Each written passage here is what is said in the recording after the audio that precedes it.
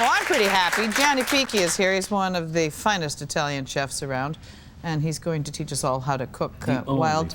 The only one. The only one. No, I'm the only I'm one. kidding, Yeah. I'm Oh, kidding, yeah. You're just kidding. Just stay there and cook something. All right. Okay, fine. Anyway, he's going to show us how to cook wild Arctic musk ox. You don't get it in the safe, I don't think. And joining Gianni and me is Mark Hills. He's the president of Hills Foods, which is the exclusive worldwide distributor of musk ox. So, big market for this stuff?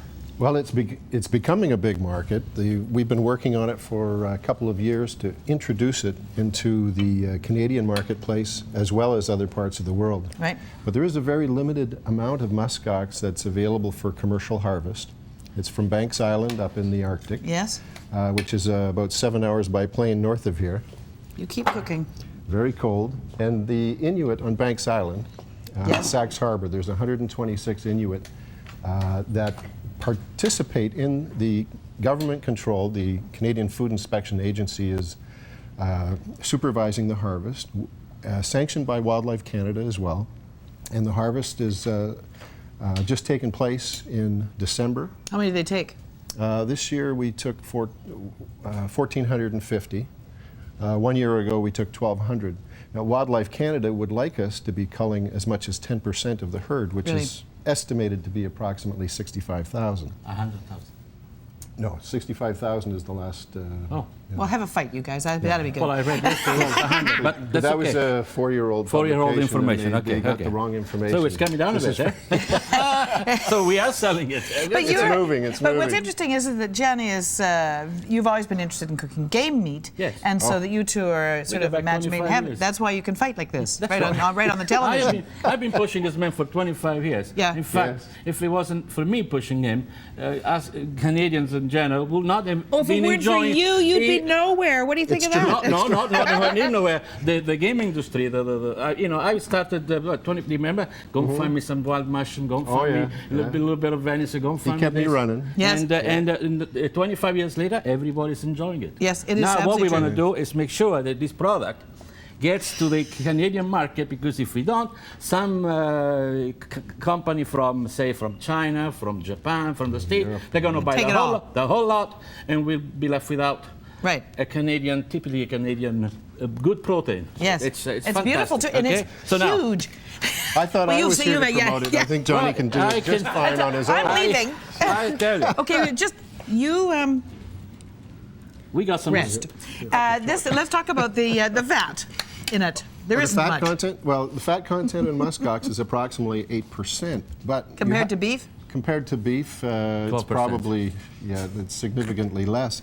But the key here is that it's wild harvest by the Inuit. Yes. And wild meat, caribou, muskox, the composition of the fat is actually beneficial fat. It's like an omega-3 in fish, so you're getting a very healthy fat. So when you consume the fat on muskox, it's a positive thing. Yes. Is this an animal normally taken by the residents there? Yes, it is. I would say in the northern area, caribou is the first choice, muskox is typically the second. And the reason for this harvest, I might add, is that the muskox are encroaching on the caribou habitat on Banks Island. So the wildlife is anxious for us to be moving more of it, in a very organized fashion, of course. Right. What is actually a muskox? It's not an ox. It's not bovine, is it? No, it's not. No, it's not related to... to anything. it's not really, It's a thing. It's an island unto itself. The closest living relative of the muskox is the takin in Tibet, which is considered to be an endangered species. A mountain sheep kind of thing? Similar to a mountain sheep, but not quite the They same. got a cloven hoof? The cloven hoof on the muskox, yes. I was just thinking the comparison that they use up there is probably the only living relative to the woolly mammoth, because it's been around for thousands and thousands of years. Yes, it is a hairy beast, isn't it? Yes. And it tastes very good. I've already tried it. Once removed from prehistoric animal, that's it. Yes? Yes. And that's maybe why it tastes so good. And look at Yes. it. It looks like a Brontosaurus burger. No, So this is we have to take a break now, dear. Why? Let's Because, stay on. no. We'll be right back. I'm kidding. He's I'm going. He loves it. Next week on the show, from Bicentennial Man, Gemini Award-winning actor Wendy Crewson.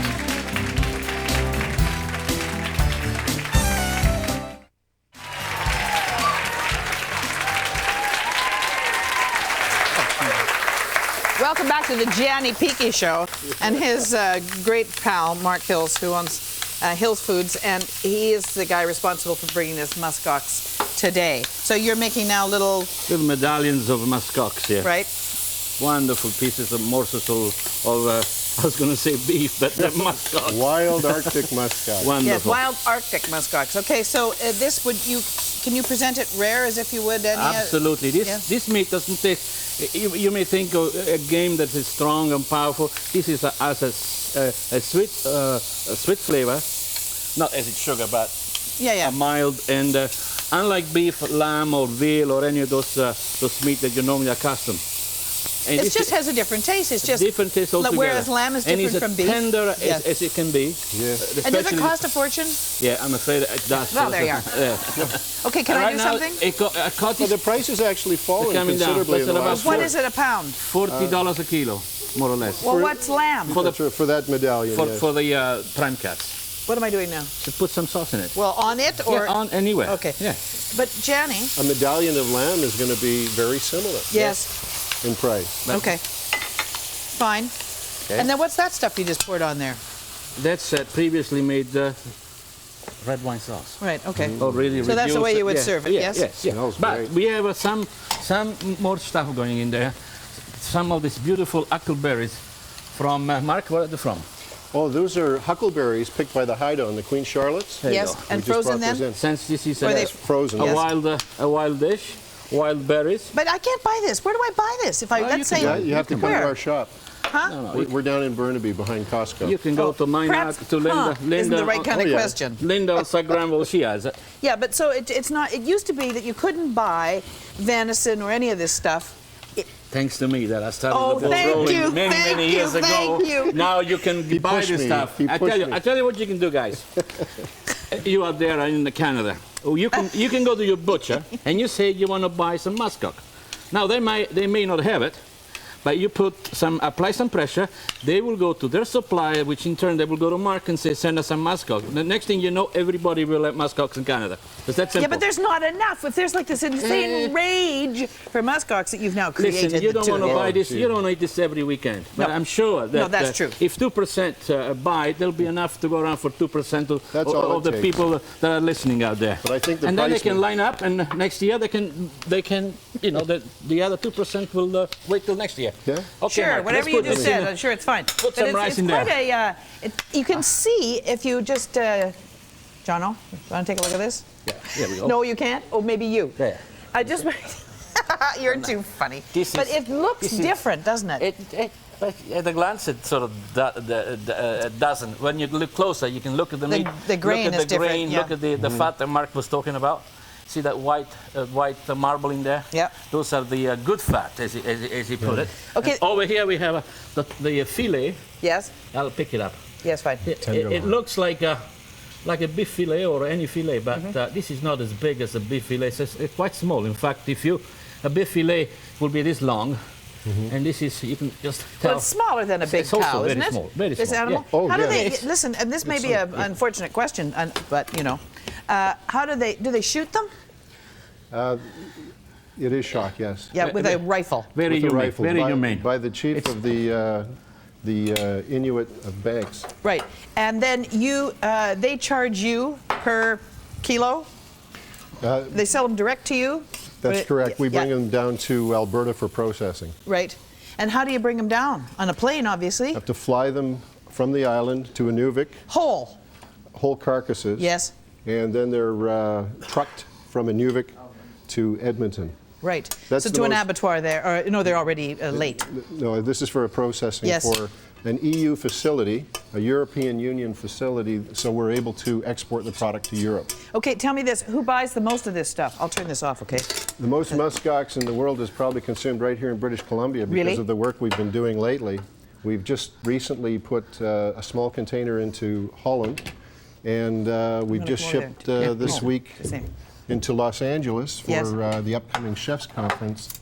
in Las Vegas, where they'll be serving wild Arctic muskox from Banks Island. This would be the wrong. I have to change hands. Oh. But did it not win a big prize at the Culinary Olympics? Absolutely. In the Gold Berlin medal. Olympics, Culinary Team Canada came back with a gold medal, the first gold in Berlin. Thank you, John. For Canadian muskox.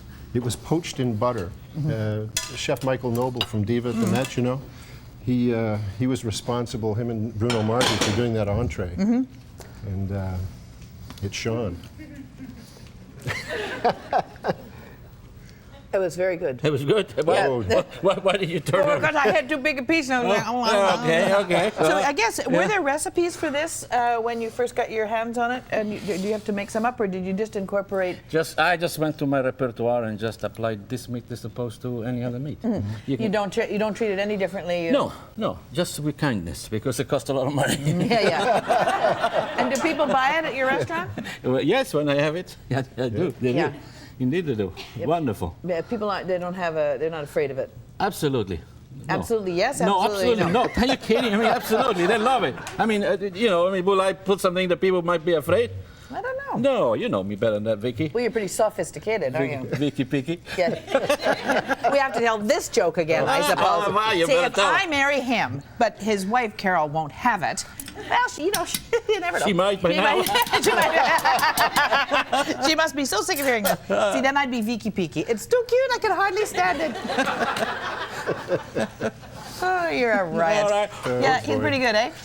He certainly is. Well, thanks, boys. It's been really great having you You like here. some truffle? Yeah, I'll have some Oh, truffle. We'll just truffle. take a little break. And this is very good. That's And a great you think we accompaniment. have enough forks that maybe some people from the audience could come up and try this? Eh? Absolutely, Okay. yes. Like truffle? Truffle, yes. Give me that fork. Okay. See ya. Gianni, Picchi, Mark Hill.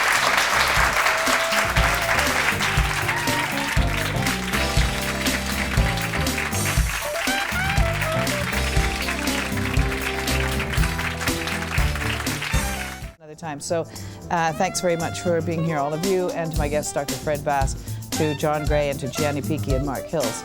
And don't forget to tune in if you have nothing better to do. And tomorrow, my guests will be Nicola Cavendish, Peggy Claude-Pierre, founder of the Mantra Clinic, controversial.